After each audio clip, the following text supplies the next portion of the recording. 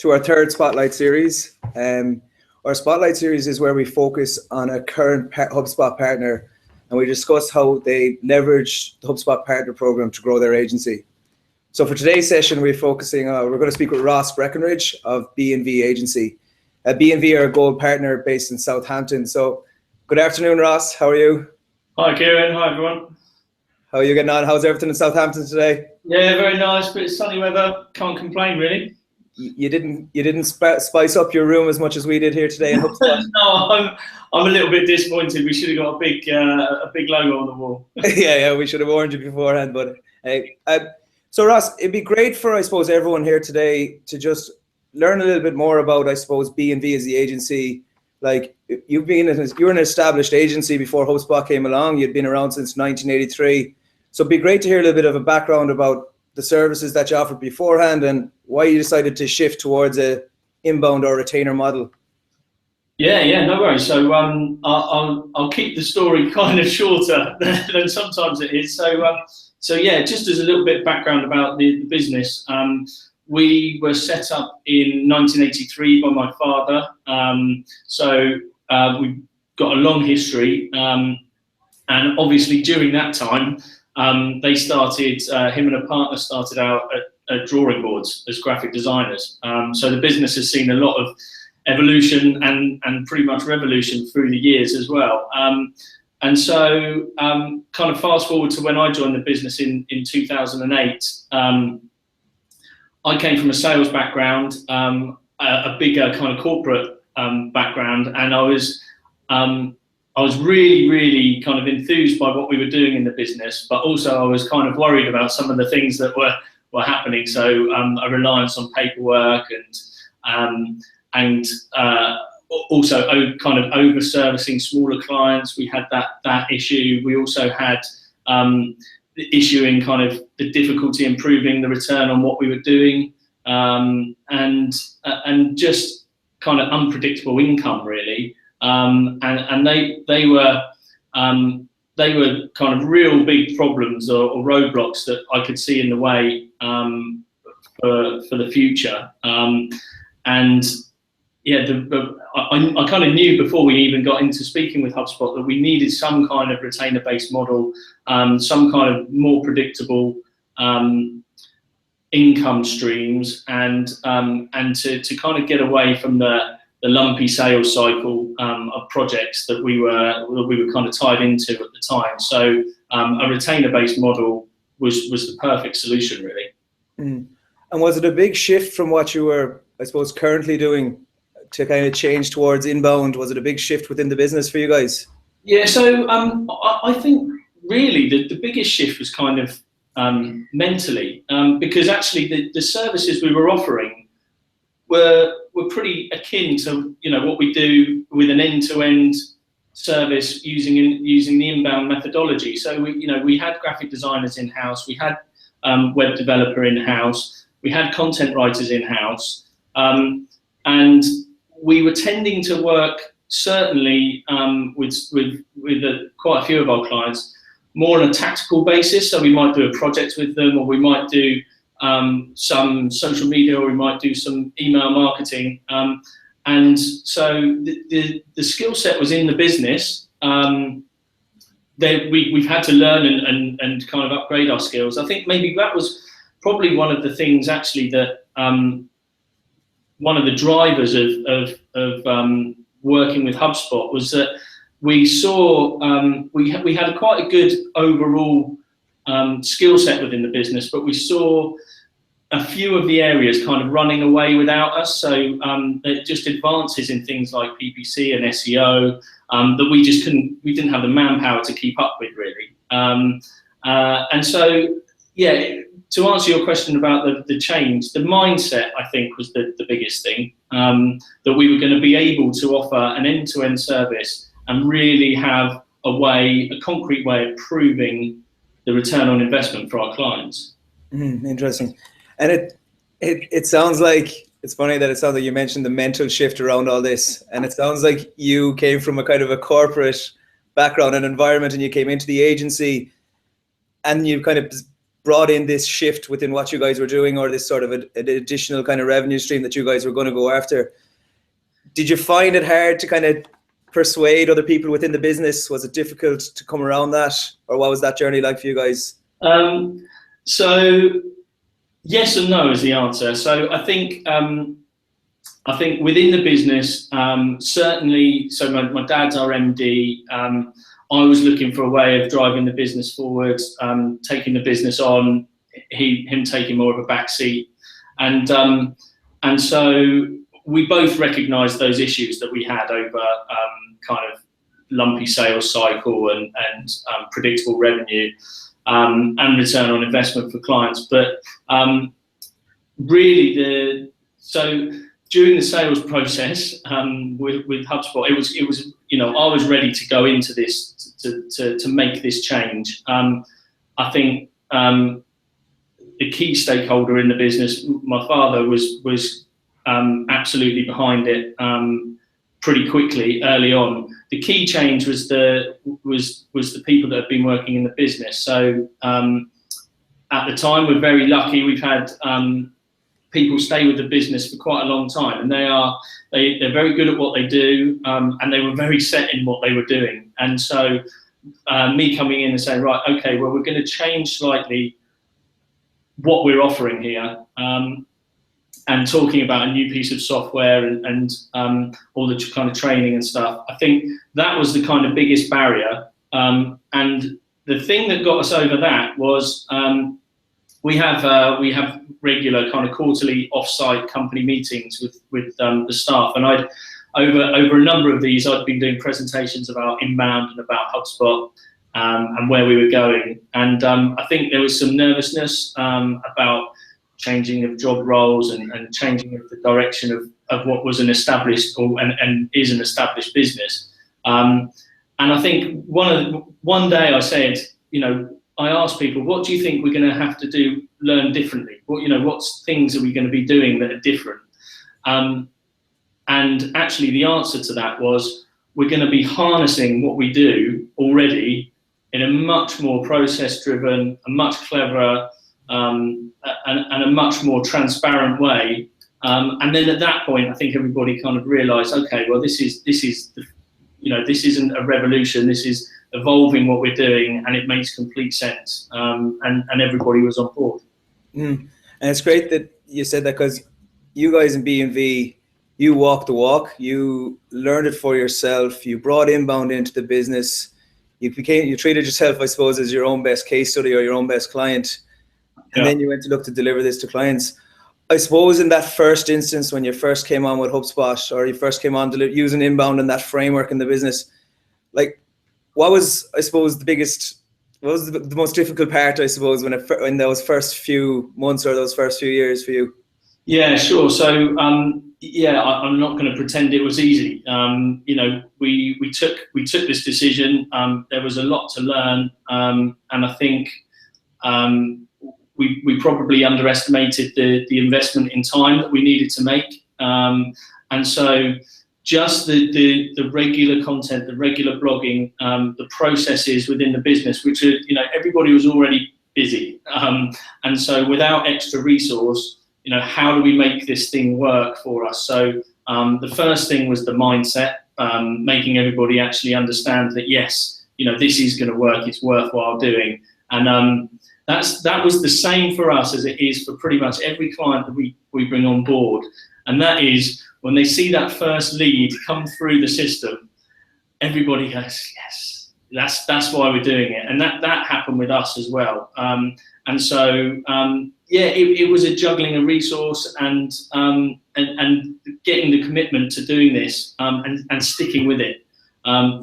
We certainly, probably classic scenario, we kind of rushed into things with a lot of enthusiasm, then got busy with other things, and our blogging and our content kind of dropped off. And then we had a bit of a kind of call with our account manager and laid everything on the table and said, look, if you're going to do this, you need to do it. You need to commit to it. It needs to be as important as client work. It's going to be the engine for growing your business. And we put some processes in place. We actually got in some extra resource as well to help with our content creation, and that kind of journey was probably quite typical, I imagine. Certainly, that commitment is quite often underestimated, but the rewards are definitely there once you get everything in place. And I suppose even in your own sales process, when you're looking to deliver these inbound retainers, you're telling the story that you're telling. I've heard you tell the story before about being very upfront and honest with your clients around the commitment involved, the transparency there, that this was our journey, this is what we struggled with from a lead generation perspective. Do you find that you use that in your sales process? Do you find that it's helping you guys as you're bringing on new clients on a retainer when you're telling that journey or that story? Yeah, absolutely. Because one of the things that and we've discussed this previously. One of the things that I think kind of gets people intrigued and interested is my absolute certainty that this approach, if you're a good fit, this approach will work. If you do it well, it will have results, and that's kind of intriguing for people, and they want to know, why do you think that? Why are you so confident? And we can genuinely say, from our own perspective, look, we're doing it. We're a case study for it. Obviously, we've got other clients that we work with now and case studies, etc. But the best thing is the fact that we're doing it ourselves. It works for us as a business. We know what a good fit business for us looks like, and we know what a good fit business for a retainer, an inbound retainer, looks like. And if we get everything meeting in the middle, then there's no reason why it wouldn't be successful. Great. And I suppose I just kind of wanted to shift towards, the staff that you have on board at the moment. And what sort of, was that a big fundamental challenge for them to all be skilled up on a new tool, a new inbound framework? What was that journey like for them within the agency? Yeah, absolutely. Like I said, a few years ago when we started, certainly it was a big learning curve, because people were busy and they'd been doing their job for quite a while, and they were kind of set in and happy doing what they were doing, and I suppose it was kind of disruptive to say, okay, well, we're gonna use this software and we're gonna use this methodology, and this is where your part fits in. And it was new things to learn and maybe outside of the comfort zone. So at that point, yeah, there was some tensions and some learnings that we've all had along the way. Now it's fantastic. People want to learn this stuff. People, certainly the people that have joined the business recently, they are really intrigued with what we're doing. They want to know more. In good cases, they've already done kind of inbound research and maybe their certifications. Certainly on the development side now, our guys build in the HubSpot COS. They're doing projects on that all of the time.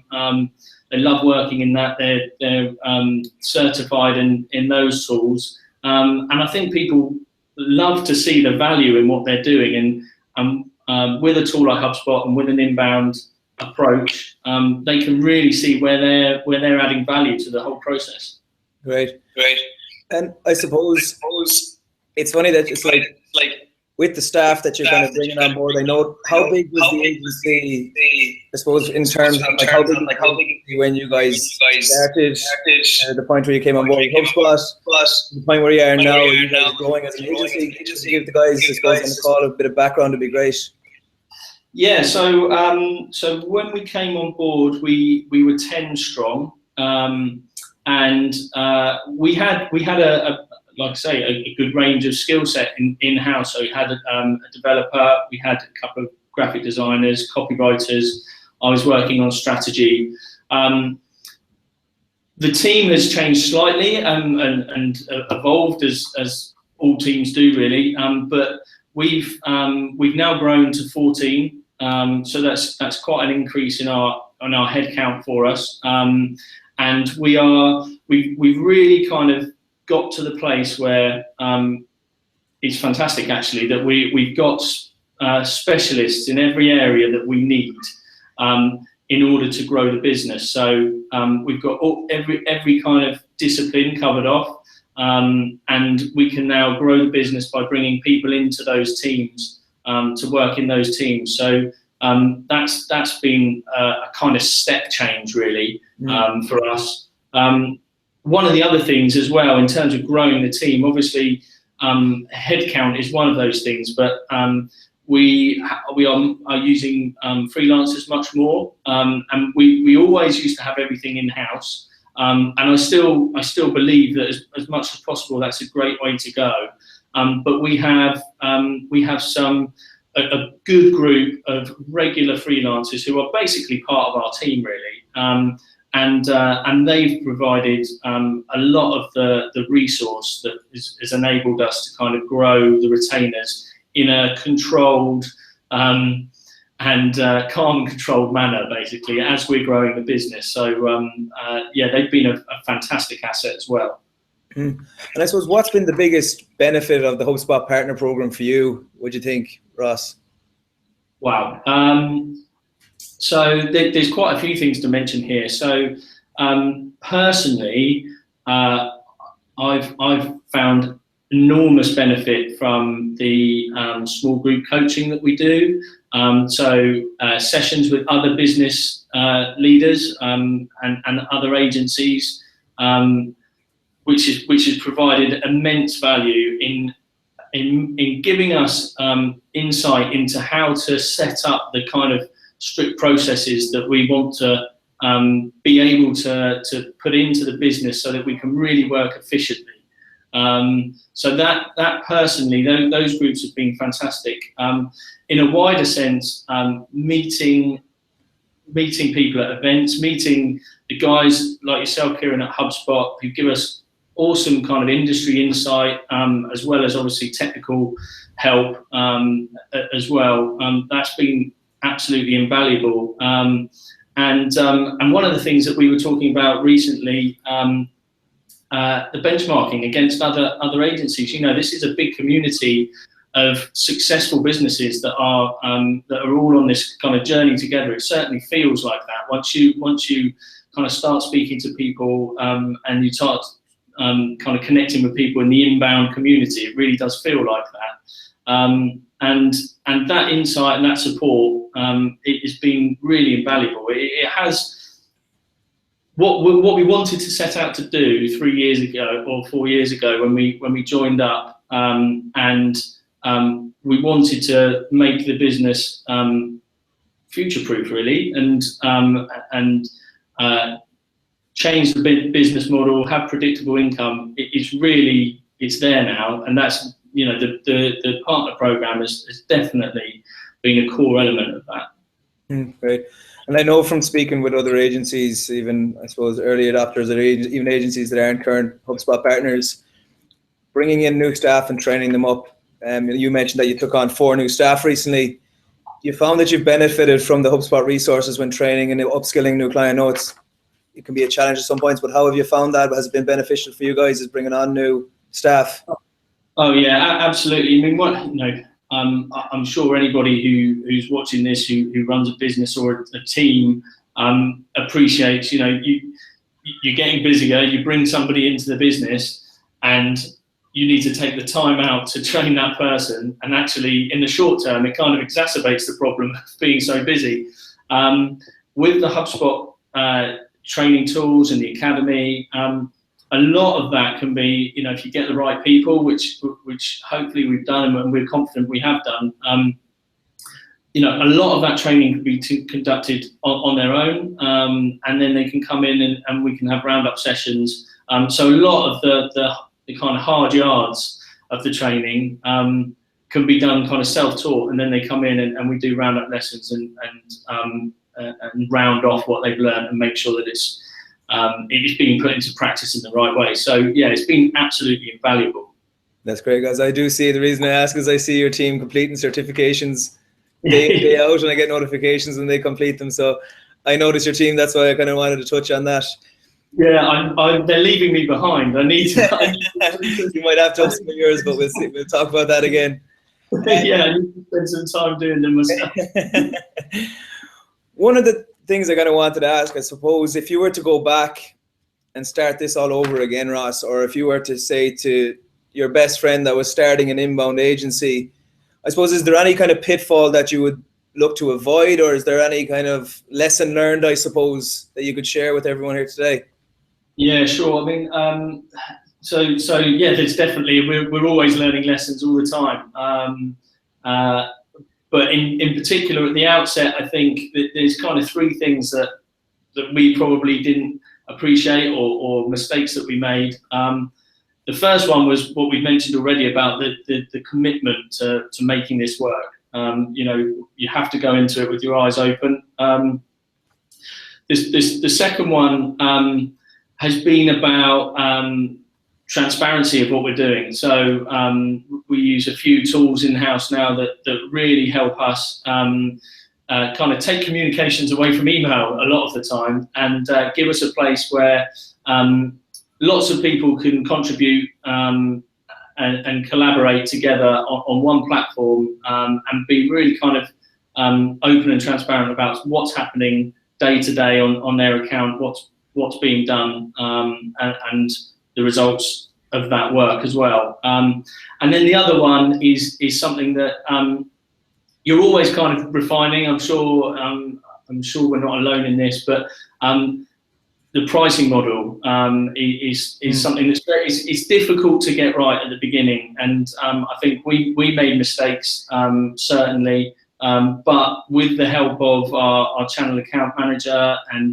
some of the resources that HubSpot have, and also our own experiences, we've managed to refine that. But definitely, you know, it's probably easy to kind of dive straight in and crack on with things. But certainly up front, that pricing model needs to be realistic, and obviously provide value for both yourself and your client. And I think, you know, if you're really upfront about that, clients, as long as you're really detailed about what you're doing, clients are quite happy for you to have value out of that relationship as well as them. Yeah, absolutely. Cool.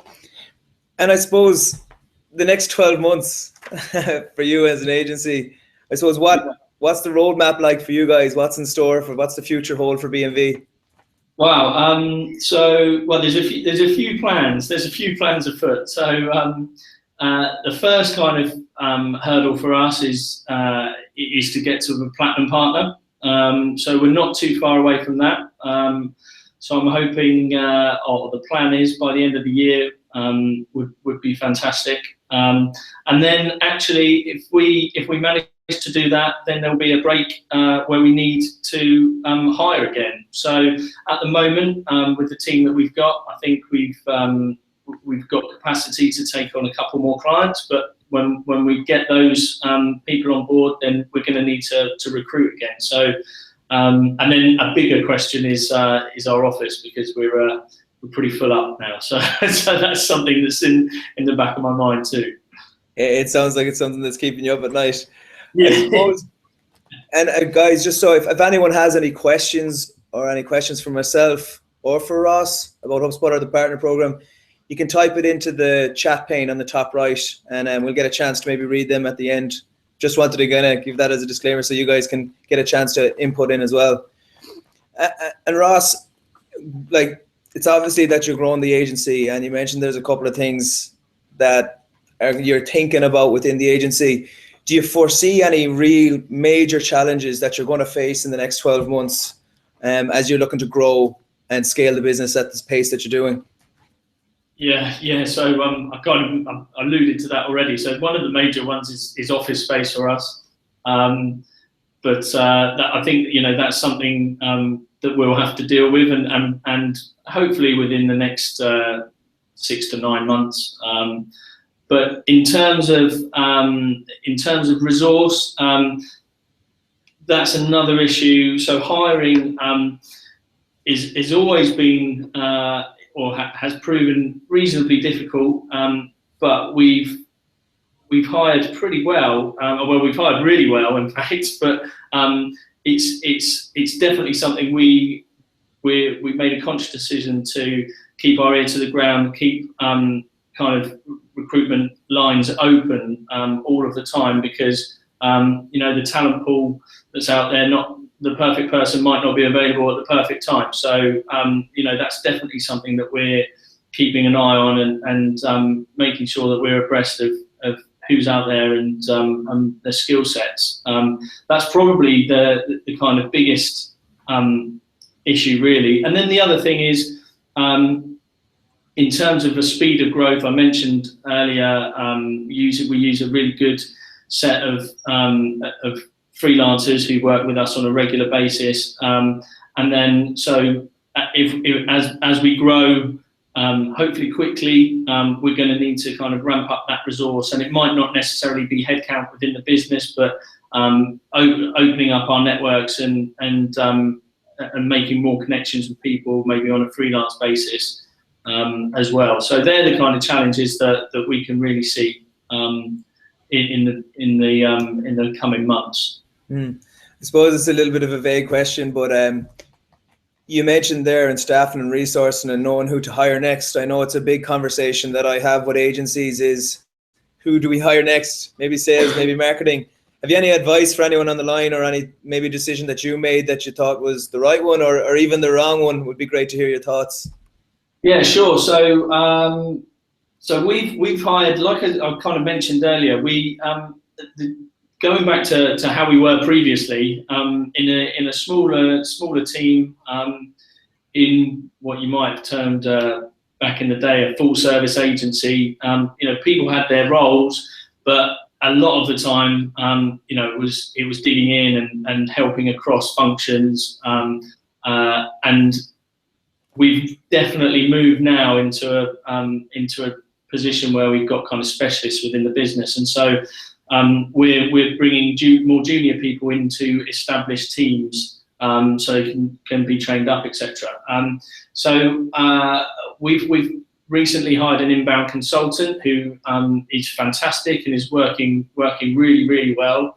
I think the marketing side is definitely the priority to start with, but we're now definitely into a position where our next hire is likely to be on the sales side, and someone who can field and kind of set up the sales process for myself or my father to come in at maybe a slightly later stage to really kind of talk about the inbound proposition. But there is definitely a kind of legwork sales role there, a business development role that is in our sights. And if we can get that working really well, that will help with a consistent pipeline. So we've then got the consistency across both the sales and the operations side of the business. And I know we worked quite close together, and I know you work quite close in the small group coaching as well, around figuring out that sales path and that business development role. And I know a lot of agency owners, including yourself, want to be in that position where they're really working on the business and not in it so much. And it really sounds like you're trending in the right direction. So no, that's great to hear. I suppose it'd be great even to get some of the input from some of the guys that are on the line today, and see if we can get any questions from people that are typing in from the group. But I suppose I had one question I wanted to ask before we go to that is, what was your first big win with inbound? Like, what was the first noticeable one where it was like, aha, this is it? So in terms of our kind of first sale, it was a classic inbound scenario. Basically, someone came onto our website, downloaded a piece of information. I called them straight away, and they had actually heard about inbound, doing their own research, and we followed the sales process that HubSpot teaches to the letter, and they became a client. So that was a kind of, it doesn't always work like that, but that first one was a kind of perfect scenario, really. In terms of a kind of rolling back from a sales point of view, but just a kind of aha moment where this is what we need to do. This is going to work. as with many people, I think when inbound is done well, you just do not feel like you're being sold to, because you're not. And actually, I do remember after the first call I had with one of the guys from HubSpot, they asked me to go away and look at a couple of things, and one of them was, in particular, was a case study, which was on the HubSpot website, a short video about an agency. I think they're based in Glasgow or Edinburgh. And they called out loads of the pain points that they had as a business, and how working with HubSpot and implementing inbound had solved those for them. And essentially they were calling out a roll call of all of the things that we were having problems with within our agency. So by the time I went on to the next call with the guys from HubSpot, I was absolutely convinced that this was for us. It's proved a good decision. And that's great. And I suppose there's a question from someone in the audience there. It's a question from Ray, and it's a great question as well, because it comes up a lot. How different are your clients now to before HubSpot? Did you start by approaching existing clients and work that network, or did you decide that we have to use inbound to go after bigger clients with bigger monthly budgets? Yeah, sure. That is a really good question. So the answer is, when we first got into inbound, we started speaking to our own clients about it, because they're your closest network, easiest people to talk to. The profile of our clients has definitely changed. We had previously we had a bigger mix, so we had a few really big clients, a small number of big clients, and a lot of smaller clients who, with the greatest will of the world, were probably taking up much more time than they were paying for in terms of our services. Going right back to when we started doing our own inbound strategy and identifying those buyer personas and actually calling out, okay, we're working with a lot of people that are this profile, and actually these are the people that we want to work with who have marketing budgets. They have a proposition that fits well.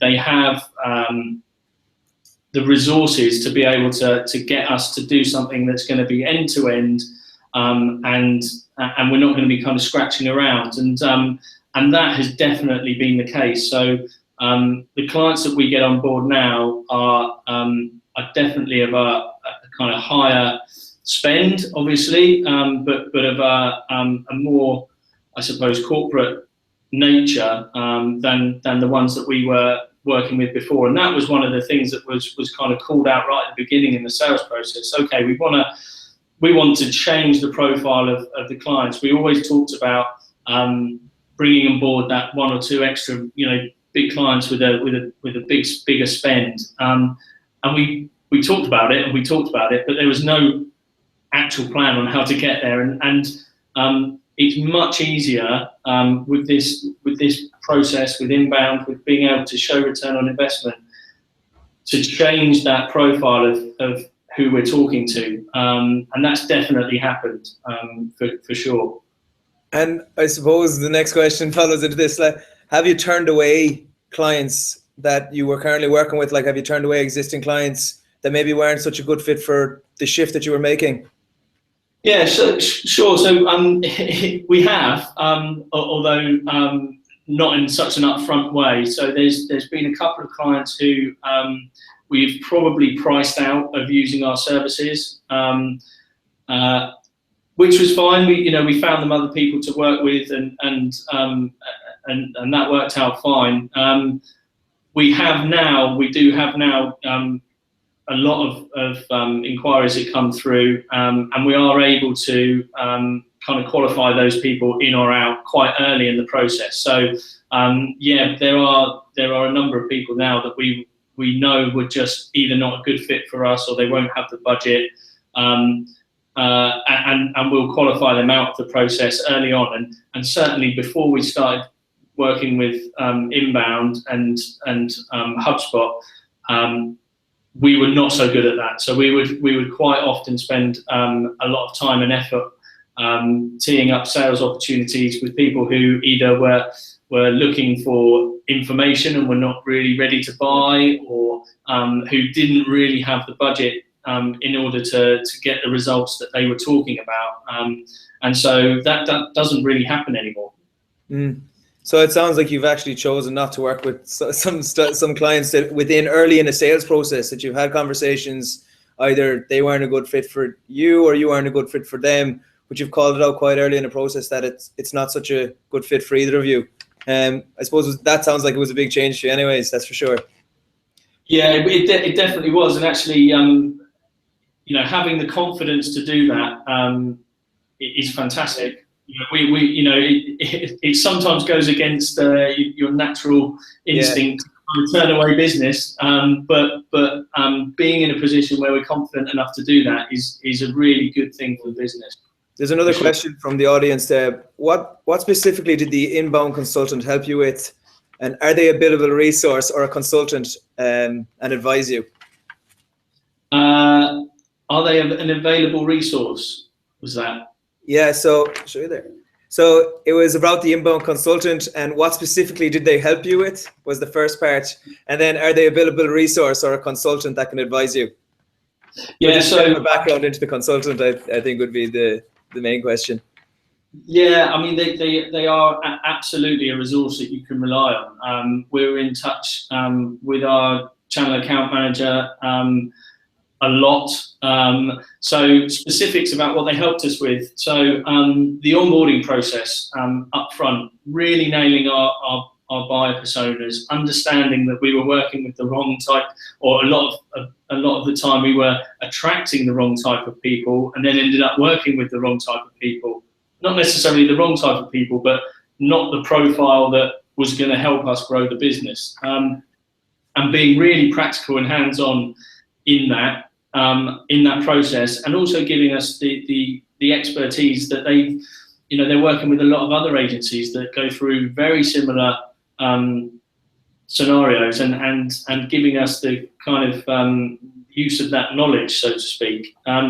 On an ongoing basis, we've had help with pricing, we've had help with our sales process, we've had help with how we communicate and manage on a day-to-day basis our inbound retainers, but also how we run review calls and also reporting.